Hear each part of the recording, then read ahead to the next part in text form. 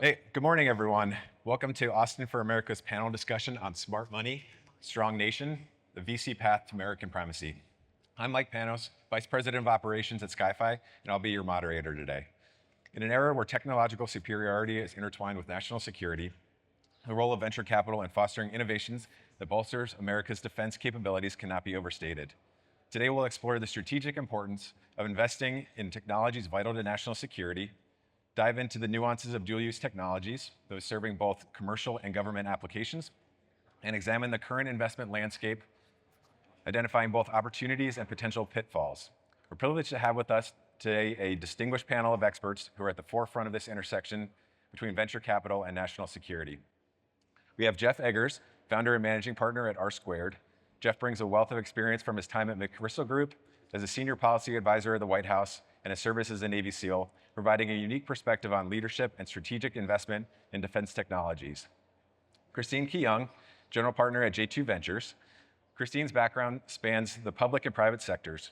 She was on the cybersecurity teams at Dropbox and Figma and was an investor at Bridgewater Associates. In 2020, she joined the Small Business Administration under the first Trump administration to launch the Paycheck Protection Program and served as the city of San Jose as their chief data officer. Christine is a U.S. Department of State Fulbright Scholar, Tech Policy Fellow at the Aspen Institute, and a member of the Schmidt Futures International Strategy Forum. Larry Covert, co-founder and general partner at OxCart Ventures. Larry's extensive experience in venture capital at GigaFund, coupled with his focus on emerging technology investments into event sponsors, Umbra and Firehawk, positions him well to discuss the current investment landscape and the challenges and opportunities within. Joe Voboril, partner and head of research at 1789 Capital.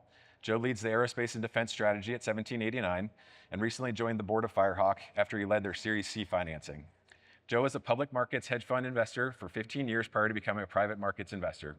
His experience lies in identifying companies that have inflected fundamentally in industries that undergoing structural changes, which is why aerospace and defense is his current sector of focus.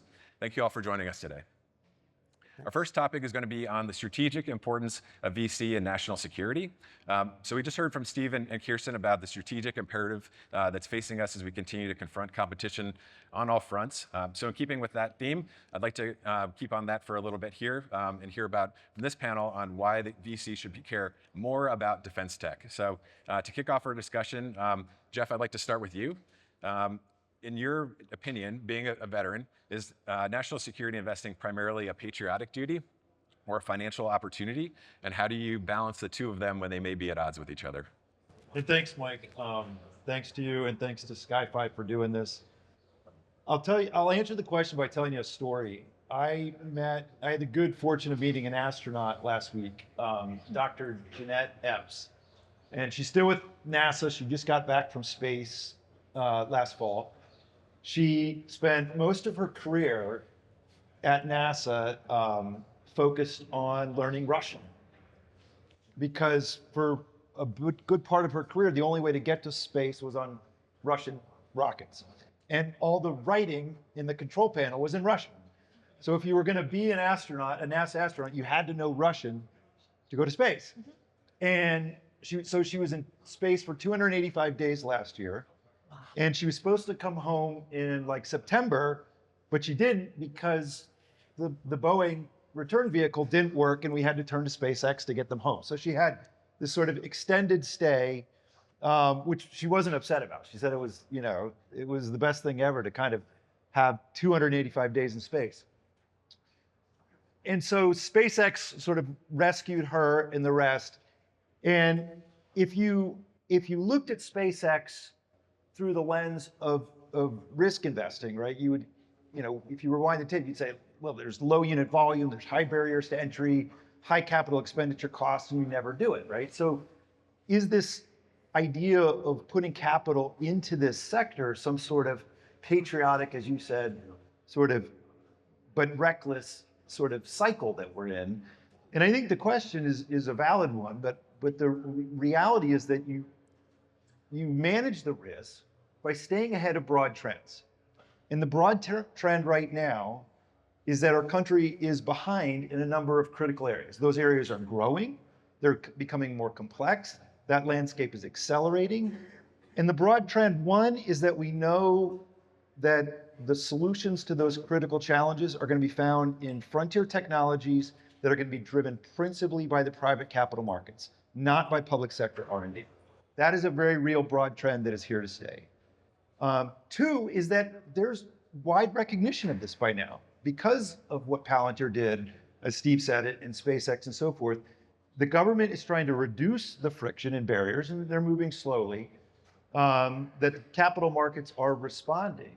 And so I think what can look like, or what used to look like this sort of red, white, and blue mode of patriotic investing is now a very sort of prescient way of not only returning capital to investors, which of course is our first and foremost job, but helping the country solve some of its most critical problems through these frontier technologies, through private capital markets. Excellent. Yeah, thanks a lot for that response, Jeff. Any other panelists have a different opinion on it? Yeah, please. Tell another little anecdote that exemplifies what you said. After the first remarkable historic Starship launch, the first one, that I had the luxury of being privy to being down there. It was incredible. We went back to Starbase, and of course it was Jubilee. A lot of the engineers who were much younger than me, I'm in my 50s. I saw a table at Starbase of a bunch of guys in their 50s. I said, I think I'm going to go sit with them. And they looked really excited. And I sat down and I said, well, why you guys, what's going on? What's your role here? And they said, well, we're actually with NASA. But now we're able to do what we signed up to do at NASA, but we could never take risk like SpaceX can take risk. And when we were little kids and dreamed of being in NASA, and we finally got there, we found out it was very slow moving, and it was very protectionist. But now that we're collabing with SpaceX, we get to do what we signed up for at NASA. So that's the power of private capital. It's the power of VC. It's all about speed, iteration, velocity, and that's not what necessarily happens at NASA or some of the government-related entities. So I think this collaboration between the two is so powerful, but not just powerful, it's absolutely necessary. Speed, velocity, growth, iteration, innovation, that happens with private capital. That's what the nature of venture is. That's why it exists. So it was wonderful to see that happen. And you start to overlay that across all the different industries that are growing and burgeoning right now. It's going to require that private capital. But I had the same experience. Yeah. And Larry, actually, why don't we stay with you on this next question? So we were talking about this a little bit earlier while we were grabbing coffee. So what would be the most convincing argument that you've heard someone make against VC in national security investing? And why do you think that's wrong? I think you had some interesting takes on that earlier. Yeah, that's a good one. That's a good one. So we talked about VC encouraging speed and velocity. It is about making money. You got to return capital to investors. So there is this pressure to move very fast, iterate very fast, and sometimes that involves stepping up and marking up valuations, and you really start to change the game when venture capital comes into the space. But it's ultimately very much a positive thing and a necessary thing. I think over the last 5 years, around $60 billion has gone into defense, and I'll include space in that, from the private sector. And if you look at the old primes, Raytheon, Boeing, Lockheed, maybe it's around $40 billion for R&D. And some of that's their own money, and like house money, and some of it's government subsidized. But more money now is coming from the private sector. And the private sector moves very fast. So if we're going to be a global technological leader, we have to move as fast as our adversaries. And if you don't have venture capital investing in the space, we're not going to win. We're not going to be the leader. China can activate an entire city to make one thing and do it very fast, and nobody can say a thing about it. That's really hard to match. The closest we can get to that is venture capital. So that's why I'm thrilled the last 5 years we've seen just a historic participation from the private sector. Excellent. Yeah. And, go ahead. No, go ahead. I was just going to say, you brought up China there, and Joe, I actually wanted to go to you about something that we were talking about as well. You said that you thought that investing in defense as a venture investor that this moment is a once in a generation opportunity for us. Why do you think that's the case, especially considering that China can essentially pick their winners, put all of this resources and fund that, through, for indefinite life cycles compared to what we can do? No, I think this is, I think this is absolutely the easiest investment opportunity I've seen in 25 years. I think that's partly the reason the VCs are running to defense. Most of them don't know what they're doing. They don't know what a POR is. But they're putting their money where the chips are, and that is because for the last 60 years, the primes have spent 3 to 5% of their revenue on R&D. Big tech spends 20% of their revenue on R&D. Pharmaceuticals 15 to 20%. During the World War, both of them, 80% of the U.S. budget was spent on defense and R&D. So there's just been this like 50-year cycle where no money has been spent on defense innovation. And now Anduril's spending 65% of its revenue on R&D. And if you look at some of the companies that have already been mentioned, Firehawk and Umbra, Northrop could buy these companies for $3 or $4 billion, and it would be accretive to Northrop on day one, because they're solving problems that these companies have, the primes have, that have become kind of national defense issues, sustainment and procurement, like basic stuff. We're not talking about, reinventing a wheel. We're talking about making a wheel. And in some cases, it takes 60 days to make a wheel.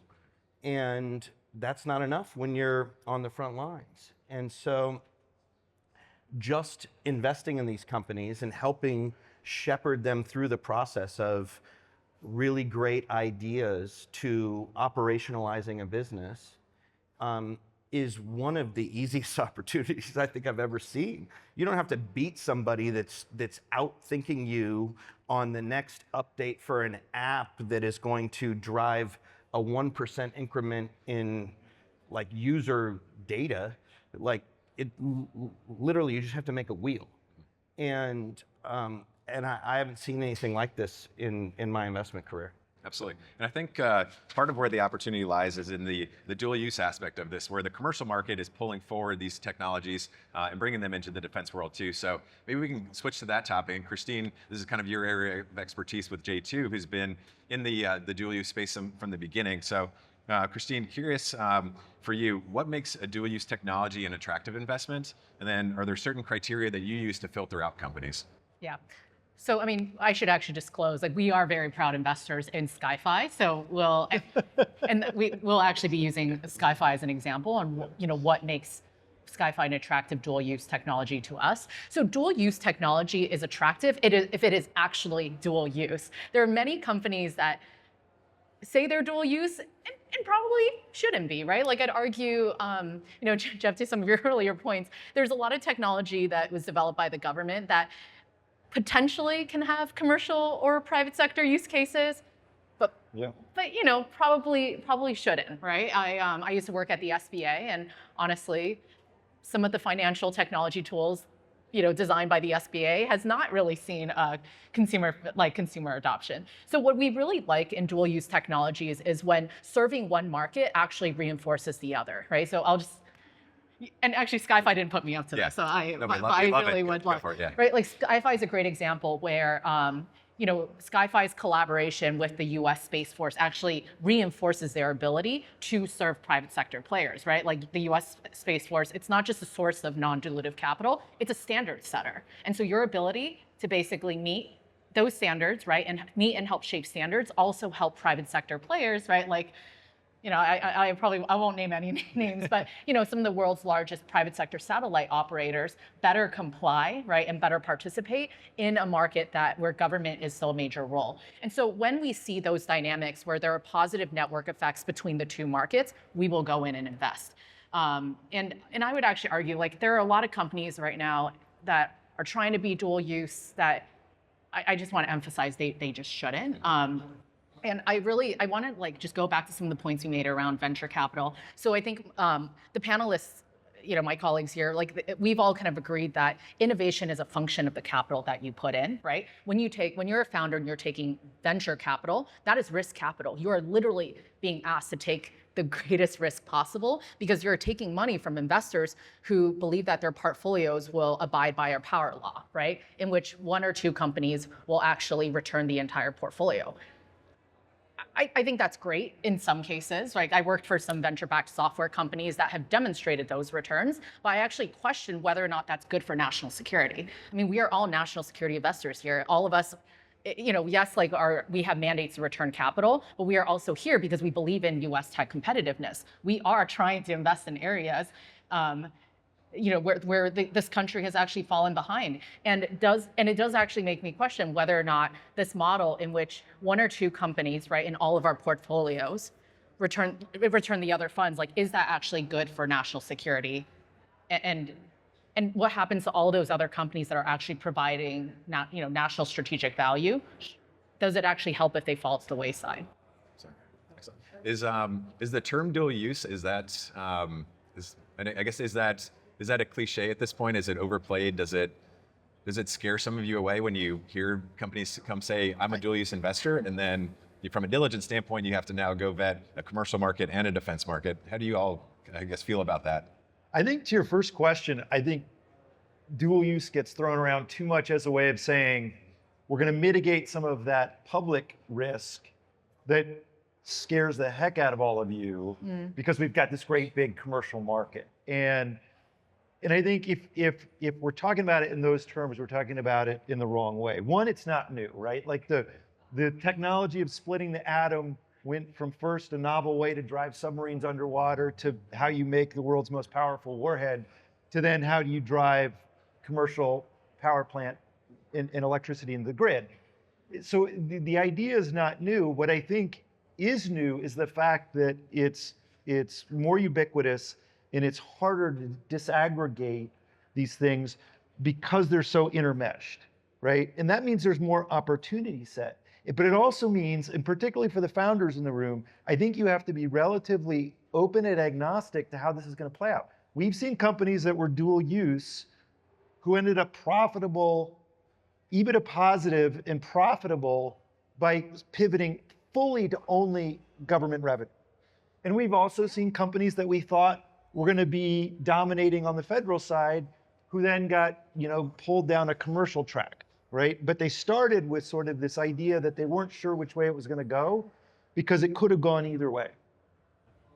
I'd like to interject. So years and years ago, I worked with a group called Milcom. It was adjacent to DARPA. And our task was to take some OTA type bespoke technology that was developed for a mission.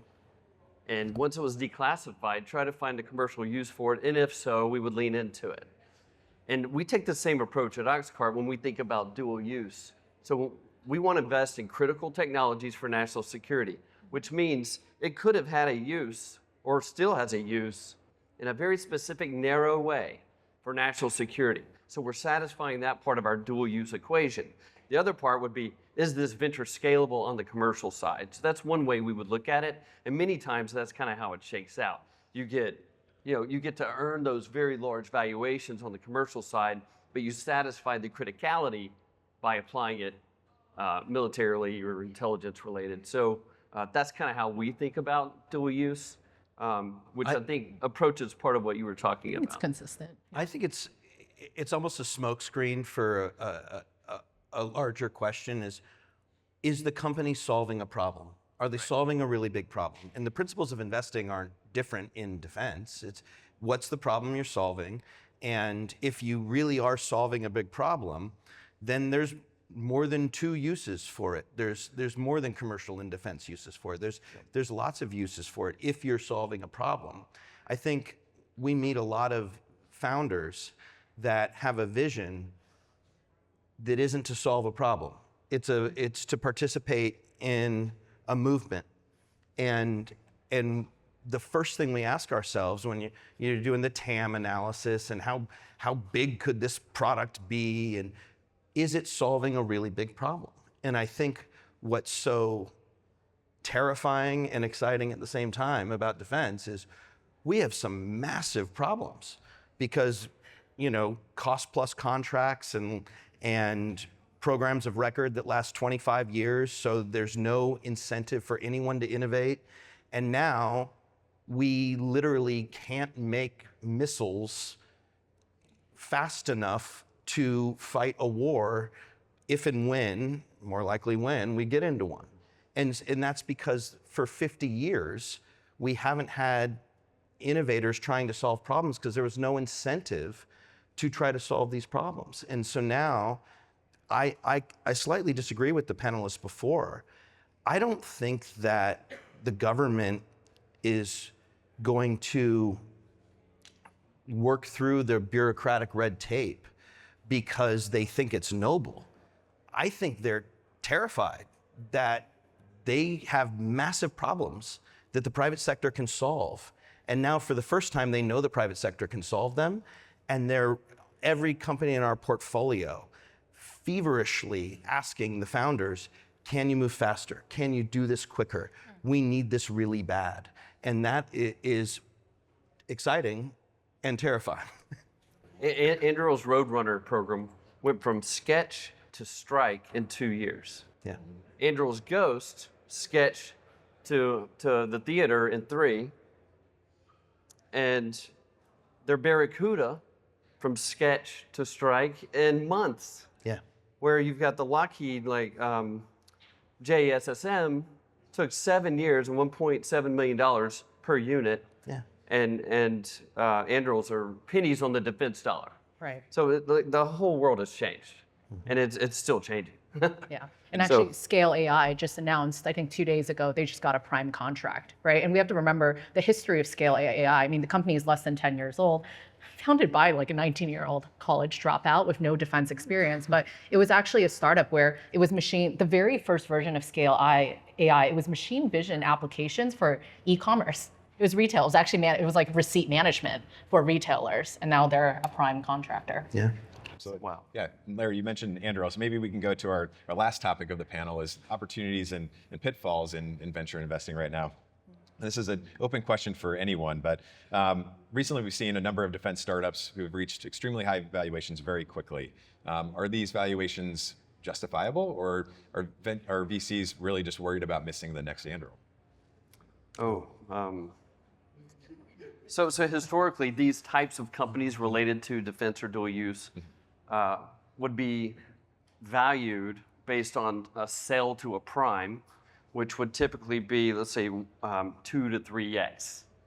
And now that the VC layer has really entered the picture in a meaningful way, you're obviously seeing the valuations go up because now you're not limited to selling to a prime. The universe has said, hey, actually, these new entrants to the market can go public themselves. They don't actually have to always work with a prime. They can actually stand on their own 2 feet.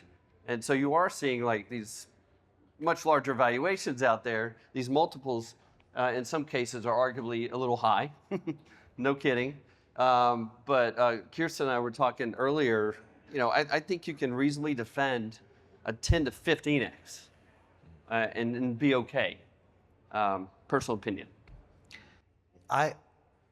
It's interesting because it feels like we're in a moment of time where everyone is just, it reminds me of regional banks in 2010, where all you had to do was just invest in 50 of them and 40 of them would triple because the government decided they wouldn't make them mark their portfolios to market. And it kind of feels like we're in that space in defense. I think a lot of VCs are going to lose everything, picking losers. And then it's almost bifurcated. There's Anduril that is trading at 15 times, but there's Palantir that's trading at 20 times. And if you're going to make a bet on Anduril, you're making a capital allocation bet that they're going to take, 1% of the DoD budget and turn it into 4% and be the next prime.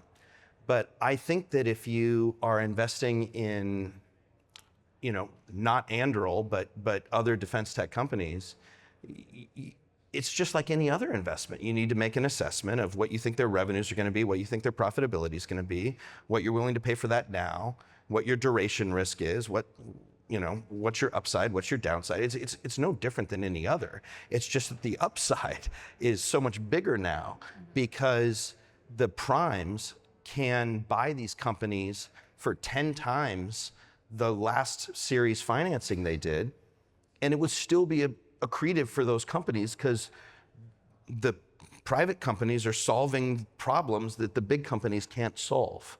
And so it's easy for them to buy these things for a massive multiple. And that's why there's such great investment opportunities, because that's kind of your downside. If they screw up their operations, then the primes will just suck them up because it solves a problem for the primes. Yeah. But like my pushback on that, so I agree, and I think this was maybe true 2 years ago when dual use technology and defense tech wasn't as hot, right? But I really do think we're starting to, I do think we are either in a bubble or the bubble has already started around, in terms of there are a lot of early stage dual use or defense tech companies that are raising at really, really high valuations, like valuations that are comparable with software counterparts, but honestly, just without the same unit economics because it's not software. And in some ways, like these high valuations actually impact, right, the returns. It impacts actually the defense prime's ability to conduct M&A activities. And one could also argue that the acceleration of younger entrants becoming defense primes also impacts the value of our defense primes, which all happen to be publicly traded. So it's kind of it's a dangerous dynamic, and that's why I worry about the bubble. But one thing I want to push for, just because we did talk about China, so I worked for the State Department in China. I worked for Ambassador Max Baucus in 2014. So I wanted to bring in a lens of somebody who is a daughter of Chinese immigrants, who has lived and worked in China, and went to the DJI headquarters in 2014 before they became a dual-use technology. It was just a really cool consumer drone like 12 years ago. And the one thing I want us to think about is I actually think we are stronger as, like, these companies are actually stronger when there is diversification of capital structures and ownership structures. I think it is actually